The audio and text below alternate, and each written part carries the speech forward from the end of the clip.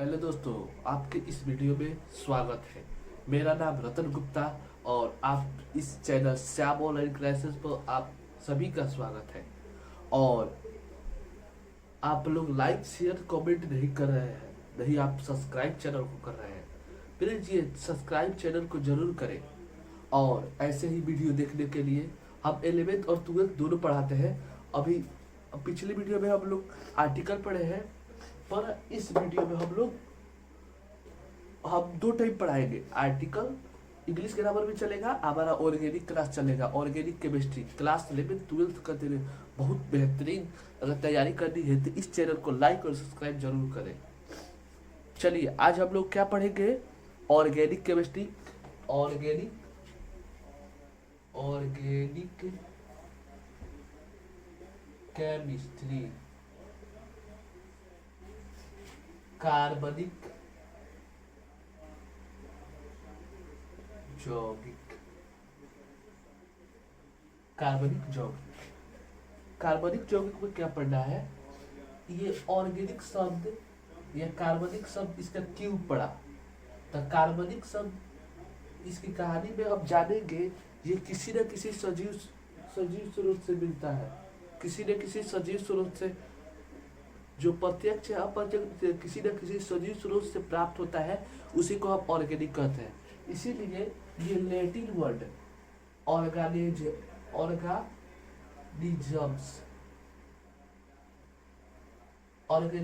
Organisms मतलब सजीव, सजीव होता है लैटिन में। जो ऑर्गेनिज्म से ऑर्गेनिक शब्द को लिया गया है। किससे किस शब्द को लिया गया है बाबू? ऑर्गेनिज्म से ही ऑर्गेनिक शब्द लिया गया है। एक सेकंड बाबू।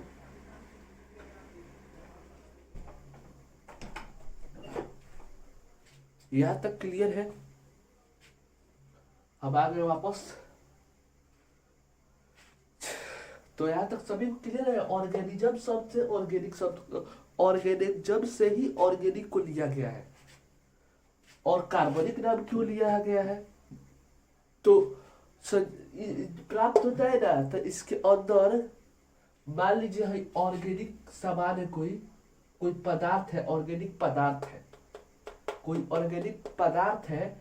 तो इसमें सिर्फ कार्बन की उपस्थिति के कारण इसका नाम कार्बनिक पड़ा, कार्बनिक यौगिक। ऑर्गेनिक केमिस्ट्री मतलब कार्बनिक रसायन, रसायन विज्ञान के बारे में बात करेंगे। चलिए, ये क्या है? इस चैप्टर में क्या पढ़ना है? पहले इसको लिखिए, उसके बाद चैप्टर शुरू किया जाएगा। कार्बनिक यौगिक, कार्बनिक यौगिक किसी न किसी प्रत्यक्ष या अप्रत्यक्ष रूप से, कार्बनिक यौगिक किसी प्रत्यक्ष या अप्रत्यक्ष रूप से किसी न किसी सजीव स्रोत से प्राप्त होता है। रसायन, इसमें ये भी जोड़ सकते हैं, रसायन विज्ञान की वह शाखा, क्या लिखेंगे? ये भी हो सकता है रसायन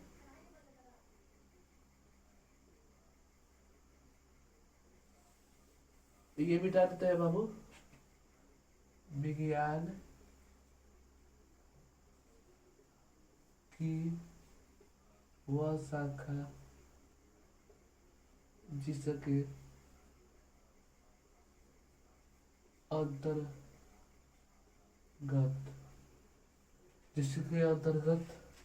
हम वैसे कार्बनिक यौगिक, वैसे कार्बनिक यौगिक के बारे में अध्ययन करते हैं।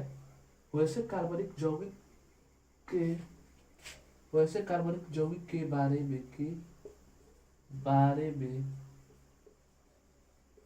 अध्ययन करते हैं।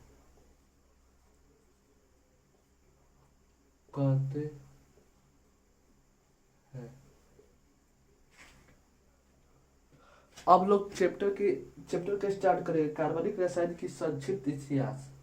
चैप्टर का नाम है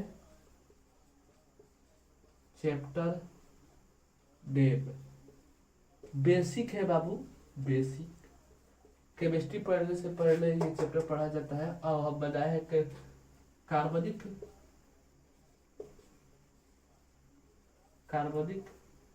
यौगिक का संक्षिप्त इतिहास। अभी हम लोग क्या कर रहे हैं कि रसायन विज्ञान की वह शाखा, अब समझा दे दीजिए हम क्या क्या इंट्रोडक्शन। मान लीजिए ऑर्गेनिक केमिस्ट्री अब सब जीरो लेवल से हम पढ़ाएंगे, सब जीरो लेवल से बाबू, कहीं भी दिक्कत नहीं होगा। अगर दिक्कत होगा तो आप कमेंट कर सकते हैं, ठीक है। तो रसायन विज्ञान की वह शाखा, क्या नहीं समझ आया?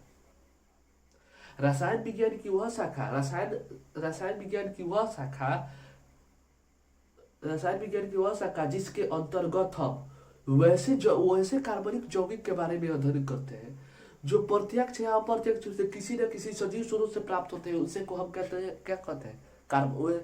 वैसे ही कार्बनिक यौगिक कहते हैं। अब चैप्टर ने भी आया कार्बनिक यौगिक का संक्षिप्त इतिहास, या इसमें संक्षिप्त इतिहास दो तरीकों से है। एक में है, दो में है। प्राचीन दृष्टिकोण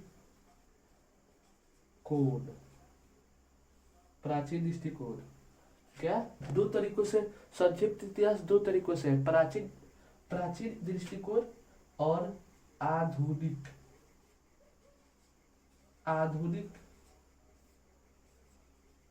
दृष्टिकोण। अभी क्या पढ़ेंगे बाबू? हम प्राचीन दृष्टिकोण पढ़ेंगे। क्या पढ़ेंगे? प्राचीन दृष्टिकोण। मैंने इसका अर्थ यही हुआ है कार्बनिक यौगिक का संक्षिप्त इतिहास। नहीं, ये इतिहास दो तरीकों से है। एगो old view and modern view, दो व्यू है। There are two view of कार्बनिक इतिहास। यहां तक सभी बच्चों को क्लियर? कहीं से भी किसी प्रकार की दिक्कत आई हो तो आप कमेंट कीजिए और वीडियो को थोड़ा मुझको सपोर्ट कीजिए। मैं भी आपकी तरह स्टूडेंट हूं। ज्यादा से ज्यादा दोस्तों में शेयर करें, यही कह सकता हूं मैं। चलिए,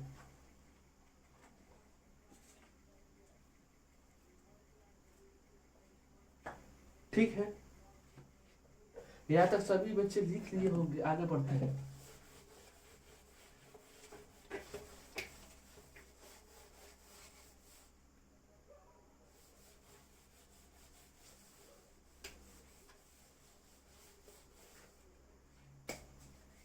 ठीक है बाबू, अब क्या करेंगे हम? क्या करेंगे? चलिए आगे बढ़ते हैं। पहले में है ओल्ड व्यूअर पढ़ रहा है। ओल्ड में है पहले लभ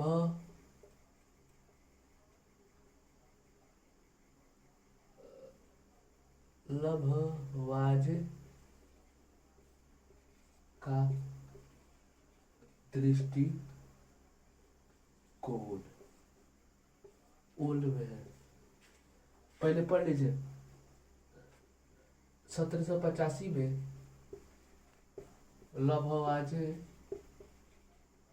लभवाजे ने कार्बनिक यौगिक के बारे में अपने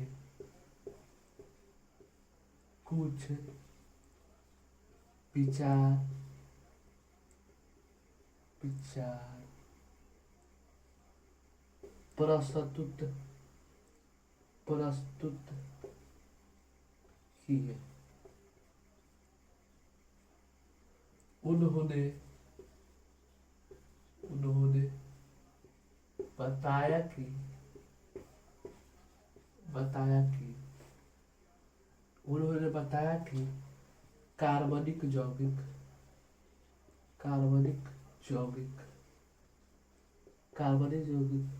किसी न किसी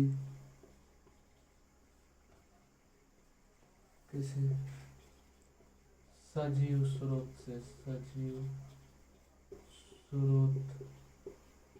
से प्राप्त होते हैं। यहाँ तक किसी की दिक्कत नहीं। 1785 लावाजे ने कार्बनिक यौगिक के बारे में अपने कुछ विचार प्रस्तुत किए। उन्होंने बताया कि कार्बन यौगिक किसी न किसी सजीव स्रोत से प्राप्त होता है, जिसमें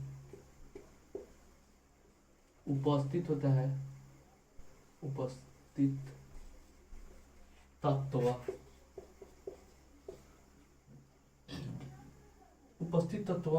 कहो ना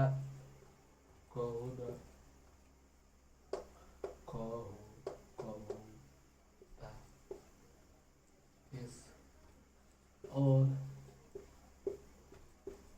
उपस्थित होता है और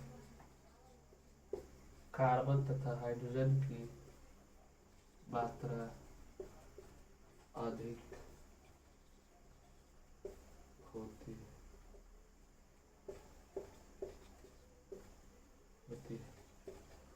कार्बन तथा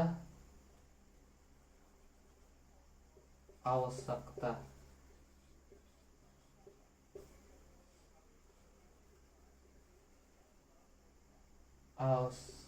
तत्व आवश्यक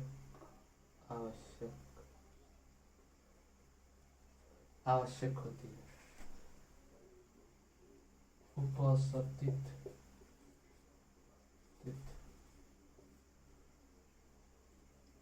तत्व ऑर्डर कहो ना S Priyadarshi. Carbon hydrogen oxygen neon sulphur phosphorus, जिसमें सबसे आवश्यक तत्व कौन है जो सभी में पाया जाता है? Carbon hydrogen. कोई भी कार्बनिक होगा ना तो आप पूछे कार्बनिक क्या है, नहीं तो आप जितने भी चीजों को देख सकते हैं लगभग 100 में से 98% चीज कार्बनिक है। ये कपड़ा कार्बनिक है, कार्बन से बना है। जीन्स कार्बन से, चप्पल कार्बन से, कुर्सी कार्बन से, हर एक चीज कार्बन है, कार्बन से मिल कर बना होता है। इसीलिए ये दिए लाभवाजे का दृष्टिकोण। आज 1785 में लाभवाजे ने कार्बनिक यौगिक के बारे में अपने कुछ विचार प्रस्तुत किए। क्या? अपने कुछ विचार प्रस्तुत किए। किसने प्रस्तुत किया? लाभवाजे ने। 1785 में लाभवाजे ने अपने कुछ विचार प्रस्तुत किए। उन्होंने बताया कि कार्बनिक यौगिक किसी न किसी प्रत्यक्ष या अप्रत्यक्ष से मानव हो गया, जीव जंतु हो गया, मैंने क्या होगा, सजीव वस्तुएं कौन कौन है? मानव, जीव जंतु, पेड़ पौधे। तो किसी न किसी प्रत्यक्ष या अप्रत्यक्ष किसी न किसी सजीव स्रोत से प्राप्त होते हैं। मानव हो गया, जीव जंतु हो गया, पेड़ पौधे हो गए। 3 बोलना ही। चलिए आगे बढ़ते हैं। अब आगे पढ़ते हैं।